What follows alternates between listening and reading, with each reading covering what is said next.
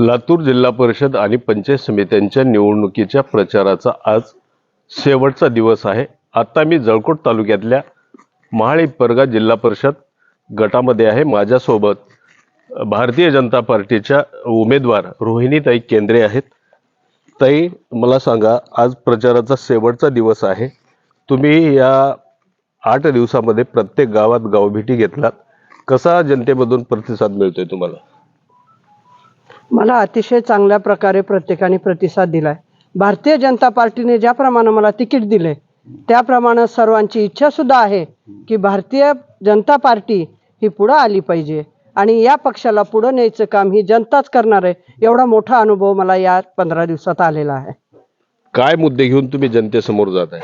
मी एवढं सांगते की भारतीय जनता पार्टीने आपल्याला कुठल्या सुविधा दिल्यात, महिलांसाठी असतील, पुरुषांसाठी असतील, त्याच्यानंतर राज्यातून असेल, केंद्रातून असेल, तर शेतकऱ्यांसाठी राज्याने 6000, केंद्राने 6000 दिलेत आणि महिलांसाठी सुद्धा भारतीय जनता पार्टीनं देवाभाऊनं आपल्या 1500 रुपये महिना महिलांकरता दिलेला आहे। त्यानंतर तसंच प्रधान आवास योजनेतून त्यांना घरकुल मोफत देण्याचं, 60 वर्षाच्या पुढील लोकांसाठी 5 लाख रुपयाचा दवाखाना मोफत केला आणि त्या पुढील 65च्या पुढच्यांना 10 लाख रुपयापर्यंतचा दवाखाना मोफत केलाय।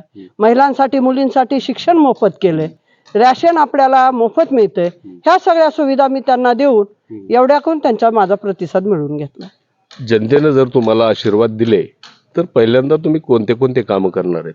मला जर जनतेने आशीर्वाद दिला तर मी ज्या भौतिक सुविधा आहेत, ज्या आपल्याला अंगणवाडी असतील, जिल्हा परिषद असतील, आणखीन कुठले रस्त्याचे कामं वगैरे जे आपल्या आधिपत्याखाली येतील ते कामं मी पुरेपूर करणार आणि ते करून दाखवणार, ही मी एवढी त्यांना आश्वासन देते। शेतकऱ्यांसाठी जिल्हा परिषदेकडून काय करणार?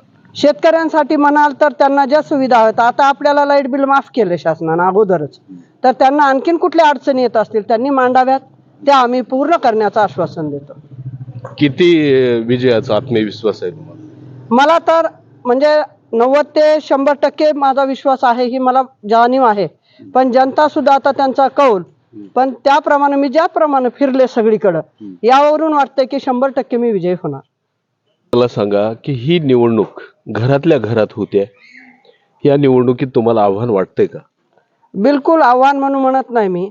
आता जे कार्य बालाजी केंद्रे सरांनी 25 वर्षापासून केले त्याला कुठेतरी न्याय मिळण्याची ही वेळ आलेली आहे। तसेच सर्वांचं मत आहे, आपल्याकडनं आज निलंगेकर भैया असतील, रमेशप्पा कराड असतील, अभिमन्यू पवार असतील, त्यानंतर आपले गोविंदांना केंद्रे आहेत, राहुल भैया केंद्रे आहेत, आपल्या महायुतीचे आपले लाडके आमदार संजय भाऊ बनसोडे आहेत।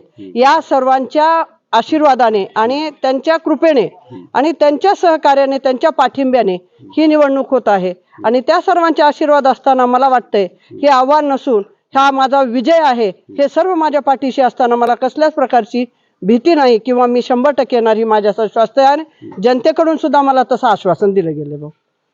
एकूण जर पाहिलं तर आपण पाहू शकता की महाड इपरगा जिल्हा परिषद गटामध्ये काँग्रेसचे जे प्रतिस्पर्धी उमेदवार आहेत ते डॉक्टर नागेश्वरी केंद्रे यांच्याच कुटुंबातले आहेत आणि ह्यांनी भारतीय जनता पार्टीकडून निवडणूक लढवतात।